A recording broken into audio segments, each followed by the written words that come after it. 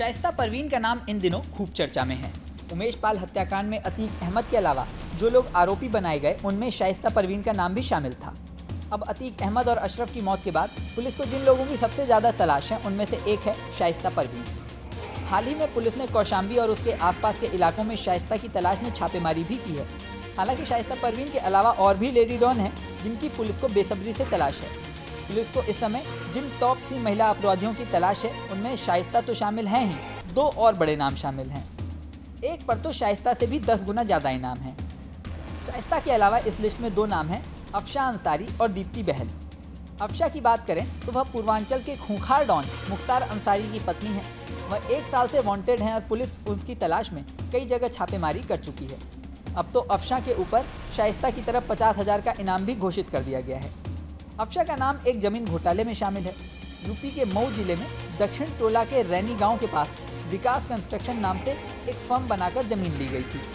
इस पर गोदाम बनना शुरू हुआ था। गोदाम तैयार होने के बाद कंपनी ने इसे FCI यानी फूड कॉरपोरेशन ऑफ इंडिया को किराए पर दे दिया था। ये फर्म 5 लोगों के नाम रजिस्टर्ड थी। कागजों पर पहला नाम मुख्तार अंसारी की पत्नी अफशा अंसारी का था। फिर उसके दोनों साले अनवर शहजाद और आतिफ रजा का नाम था। चौथा नाम रविंद्र नारायण सिंह और 5वां जाकिर हुसैन उर्फ विक्की का था।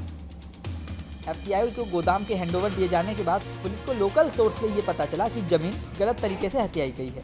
यह असल में दलितों को पट्टे पर दी गई जमीन थी। इसके बाद पुलिस अफशा की तलाश कर रही है। इन दोनों के अलावा पुलिस को जिस महिला की सबसे ज़्यादा तलाश है और जिसके ऊपर शाइस्ता और अफशा से भी 10 गुना ज़्यादा इनाम रखा गया है वह है दीप्ति बहल।